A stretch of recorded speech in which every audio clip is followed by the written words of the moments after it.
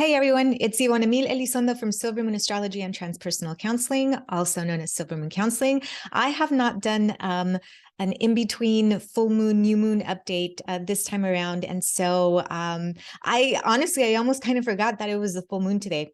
So it's today, December 7th.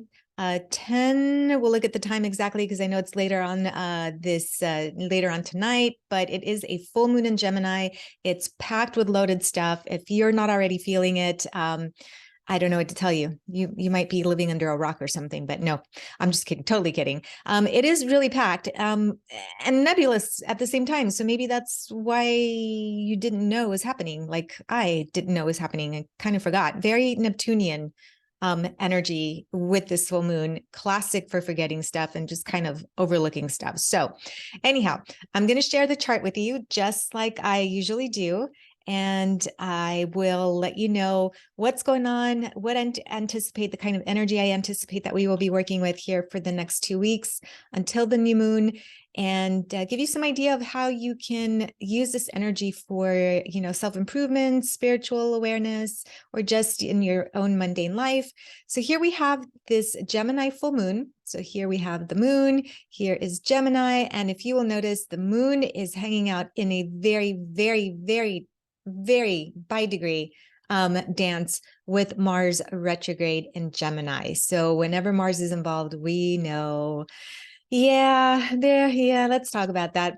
And then on this end here, we have the sun in Sagittarius, hence the full moon that we are dealing with. Now, the other thing, and this is the Neptunian aspect that I was mentioning, both of the moon and the sun are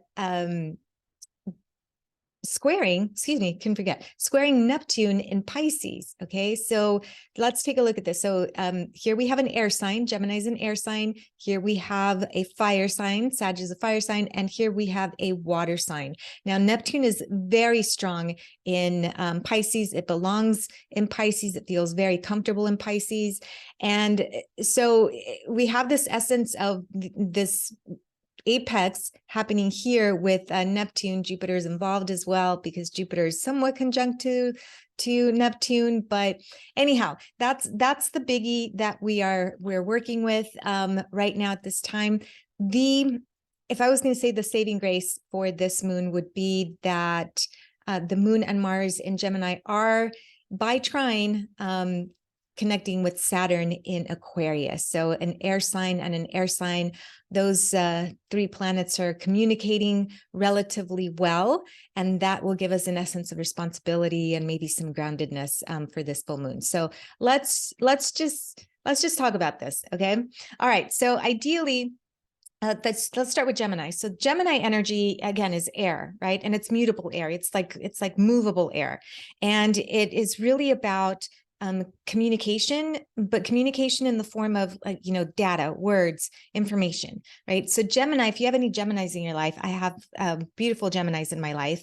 And one of them is my sister. Okay. And she is super social. She connects with absolutely everybody. Classic Gemini energy. My mom is Gemini as well, although she's not as social, but there's this component to my mom where there's a lot of data and information always kind of flowing through her. So in essence, Gemini energy is about communication. It's about transferring information from one place to another. And that's sometimes why they are considered the gossipers of the zodiac, because they like to move that information around. And sometimes they're also known as the ones that have a little bit more difficult time, staying in one relationship. Sagittarius are the others, but because there's this essence of there's always more out there. There's always more to explore. There's always more to learn. There's always more words. There's always more, data, information. Okay. There's always more. And so Gemini energy is kind of like that bee that goes from one flower and pollinates in another flower and pollinates in another flower. And eventually what happens is that Gemini is kind of spread really thin. And so that's the part of Gemini that we really want to be careful of, because it is an air sign. It's very social, but it can also take on too much. And then it becomes a little bit kind of loopy. in the sense that it has a difficult time keeping grasp of everything that it's involved with, right? Okay, so now let's add the moon into this Gemini energy. So the moon, in this case, represents the emotional faculty, okay, the higher perspective. It also represents the people, okay, in mundane astrology. So with that being said, the moon in Gemini ideally is a very flirty type of moon in my experience. It's very flirty. It's very savvy in the sense because it really does enjoy connection between people. It's a logistical type of moon. And so the energy is very much about communication and really engaging socially during this time. Gemini moon people, if you like during the last 2 years, okay, when we were all, in lockdown, my clients, the ones that had a more difficult time were the Gemini people, especially the Gemini moons people. Okay. They had a very difficult time being isolated. They absolutely needed that engagement, that connection. And so that's very much what this moon feels like to me. But in essence, what I feel, okay, is going to influence this moon significantly is that it is absolutely by degree hanging out with Mars and Mars retrograde. Now let's talk a little bit about Mars, because I have mentioned Mars in several of the other updates that I've shared along the way. So Mars, in essence, is really about creating separation, right? Mars is that inflammatory energy. It creates power and force behind it and fire, okay? But it also creates separation, right? So it's that energy that's engaging and can be passionate, absolutely, but it could also really struggle with taking on too much, especially with when it's in Gemini, and especially when it's retrograde. Okay, so Gemini Mars retrograde is, think about this. So if Gemini is very social, and when I said earlier that if Gemini takes on too much, then it can become scattered, that is only exacerbated with Mars retrograde in Gemini. So there may be the essence of miscommunication, okay, because Mars likes to move very quickly through things, misreading, misperceiving, misunderstanding, because Mars is not a slow planet. It's taking off. It's constantly in motion. And so with this Gemini energy, it may be too much motion and therefore too much information or overlooking of information in whatever capacity that is, whether it's data, communication, words, text, social media, blah, blah, blah, whatever it is, right? So you put, ideally when the moon and Mars are connecting, you have that inflammatory, explosive type of energy where it's impulsive, it's restless, it's difficult to have those emotions settle down or have that, that time where you need rest and solitude. It is a constantly active energy. And so that's what I feel for this full moon, is that it feels very active. It feels there's a lot of movement happening. The only thing, okay, that I'm going to add to that is that Neptune piece that's involved, right? So, and I'm going to share that with you in just a little bit. So if we have this Gemini energy and it's opposing the Sagittarius energy, and Sagittarius is about the truth, it's about seeking, the getting down to the nitty gritty of, the truth. It's a visionary type of energy, where Gemini is about the details and the data and the information, bits and pieces, the gossipy piece.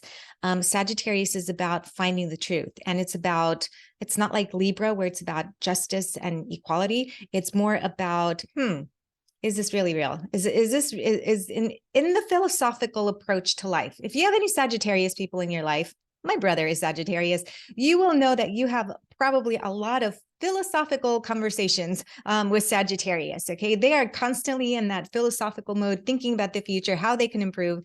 And so we have these two opposing forces. The sun in Sagittarius is seeking the truth and how we can improve and move forward. And then we have this moon in Gemini along with Mars that's, maybe taken all too much information. And then we stick Neptune into the piece, Neptune and Pisces. And Neptune is that energy that I always refer to it it like fog.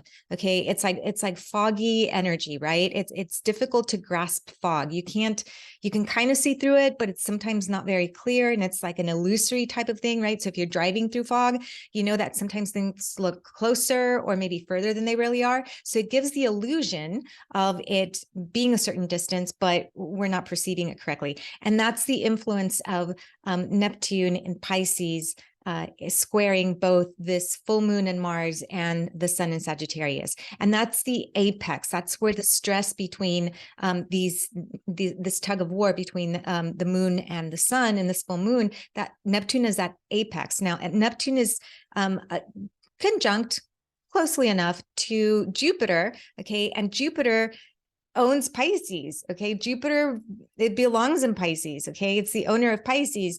And so Jupiter and Neptune, right? So sometimes we have this watery element, this massive fogginess. And so how do we put this all together? Well, be very cautious of the information that you're sending out there because it may not be correct, or information that you're receiving, okay? But not just on an information level. This makes me feel like even the internal emotional perceptions that we have or that we're dealing with, and it has a lot to do with seeking the truth, that Sagittarius energy, and also that communicative, social energy of Gemini, and maybe taking on way too much than what you can actually handle. And it might look like you'd be able to handle it. And during this time, it's like, yep, I got it. And then in a few days, you're like, holy cow, my schedule is completely booked. How am I going to survive, the holidays or whatever it is? So be careful, okay, not to take on too much, because the perception of what you can actually accomplish may not necessarily be the truth. Now, with that being said, several ways to mitigate this energy, right? This is a more nervous type of energy. When the moon is in Gemini, especially connected to Mars, you will feel that restlessness. You will feel that essence of like maybe jittery, or feeling like, you just got a anxiety maybe, okay? Just things are happening. Like yesterday, I was pretty anxious as soon as the moon started coming close enough within orb to Mars here in Gemini. And so you may feel more anxious, you may feel more restless, and the more restless that you feel, you may think that adding more to your plate might actually squash that restlessness, but it doesn't actually. It just perceives it.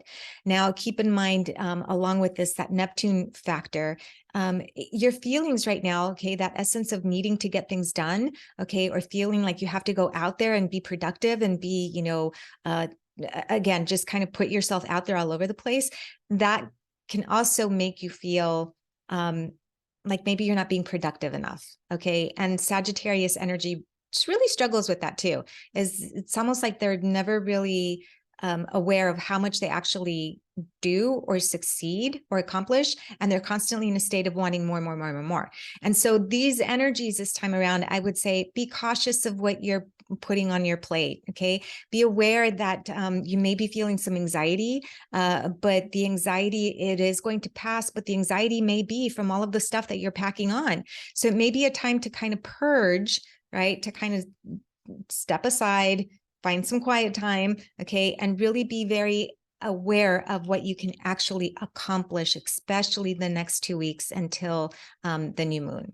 So with that being said, obviously meditation, I'm always going to encourage meditation. Chanting is really great. If you get your mala beads, love my mala beads, work with some mala beads, do some chanting, that helps calm the mind, because with this Gemini energy, it is about this very active mind that's happening.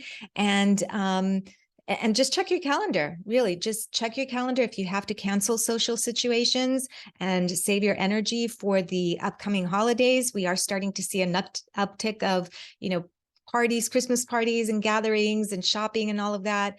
Definitely can create this sense of like, oh, I am doing all my shopping online because I have massive ADHD. And if you're going to stick me in a parking lot where there's a lot of people and a lot of chaos, and even in a store, I'm going to lose my. So All right, that is about it. I hope this has been helpful. We do have Mercury retrograde in Capricorn coming up here in a few weeks, so I will be sharing with you how we can mitigate this Mercury retrograde because it is happening here within the holidays. So again, if you're going to do some Christmas shopping, you better do it now because Mercury retrograde will mess things up big time.